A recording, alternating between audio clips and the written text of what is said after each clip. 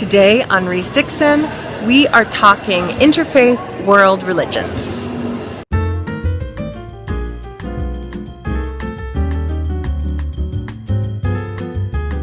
Hi everybody, it's Teresa with ReeseDixon.com. Over this last week, I have been spending my time here in Salt Lake City at what's called the Parliament of World Religions. It's a really big deal, a big gathering of representatives from 50 different faiths from all around the world, all kinds of Christian traditions and Jewish traditions, but also far and wide from traditions that are relatively new to me, although they are not relatively new religions.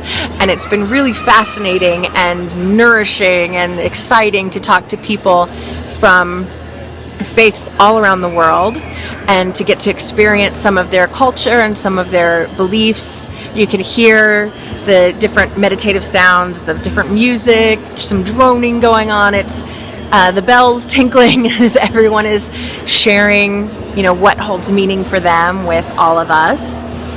So I'm here speaking about Mormon feminism and what exactly that means and what we're trying to do and what we find in our faith that keeps us going and what we're working towards making room for in our faith. And it's been beyond description. I don't even have words for how amazing this has been and how supported I have felt as all these different women from all these different faiths and all these different countries around the world are expressing such love and inclusion to me. It's really pretty life-changing. So let me take you around and show you a little bit about what I'm experiencing. This is a replica of a Jain temple that has been built here in the lobby at Parliament. Jainism is a religion that believes in karma and reincarnation, non-violence. They are vegans and respecting the beliefs of all others. What's happening behind me are Buddhist monks. They are creating a compassion mandala out of colored sand. They are literally applying grain by grain with these remarkable little tools that they're like a percussion instrument almost, that as they rub it, the grains come out in a very organized and controlled manner. And so sitting here watching them, you're hearing the music of the tools that they're using and watching the rhythm of their movements, and it's very meditative and beautiful. And the image that they are creating is so intensely intricate. It is astounding. And what's even more astounding is that at the end of the Parliament, they're going to have what's called a disassembling ceremony, where they erase this image and they will present the sand used to it to attendees here at Parliament. But they will have spent a week making this incredibly ornate and beautiful image and then washing it away. And it's just such a Buddhist idea of attachment and reveling in the beauty in the moment and not getting too attached to your own creations and that kind of thing. And it's such an incredible example of that philosophy, and so it's just amazing to watch its progress over the course of this week.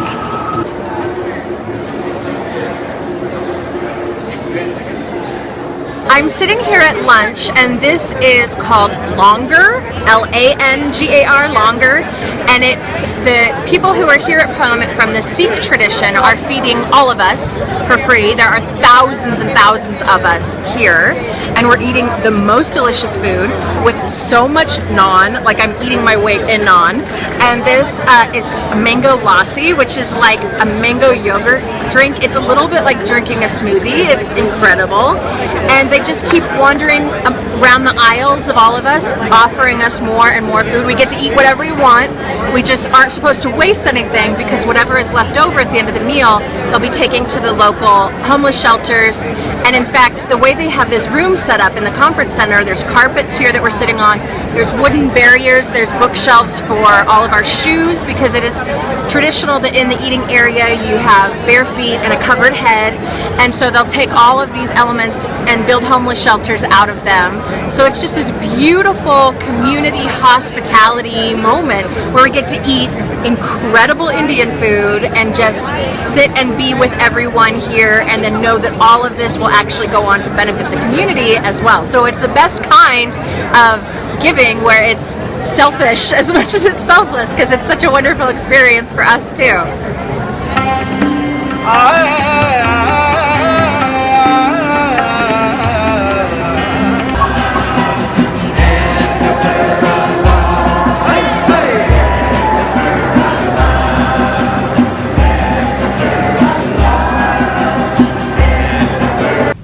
Even if she'd found her picture of God warm and inviting, which I know God surely to be, there he was, totally male.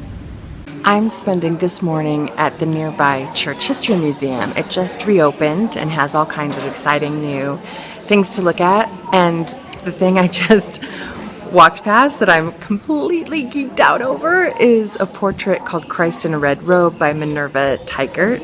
Minerva Teichert is one of the Mormon women in our heritage that I revere and admire. She was an incredibly gifted artist and produced some majestic works. So let me flip around and show you just the incredible beauty of this work.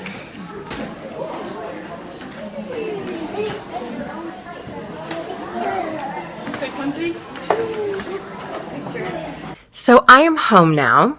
I actually am recovering from a flu, because when you have chronic pain and illness stuff, as soon as you expend a lot of energy and really put yourself out there, you can count on a crash when you're done.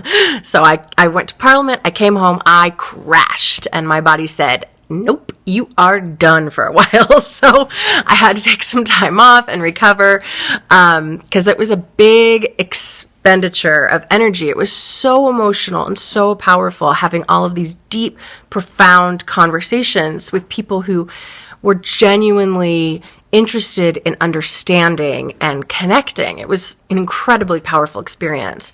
I presented on 3 different panels, and they all went so tremendously well. I mean, so much support, so many new friends. I feel like I've been, invited into this sisterhood of women of faith who also care so much about these issues of justice. It was such a powerful experience, and one that I know I'll be carrying with me going forward as I continue working on some projects that have been going along behind the scenes here for a really long time, taking their time to get it done right. And I just feel like this whole experience was really providential for me in a lot of ways. So I think the big lesson I'm going to take away from this is to strive more to understand than to be understood. That's a really powerful experience. I think a lot of times, especially when we're talking about religion, but it could go for anything we feel strongly about, politics, our own personal experiences, anything. Our human nature is to long to be understood. And the way we go about achieving that is through forcing our experiences and understandings onto other people, whether or not they're ready to accept it. And instead, if we strive to be more understanding of their point of view, first and foremost, it colors everything. It makes us more effective in being understood, because we can figure out what they need, what piece they're missing to understand where we're coming from. And it just helps to dampen all of those high emotions and offense that can be caused if you really understand another person's heart. So it was beautiful. And I hope that I gave you a little taste of that with me, and that there was something in here that was inspiring to you. Be sure and subscribe for lots more big ideas, and we'll see you next time. Bye-bye.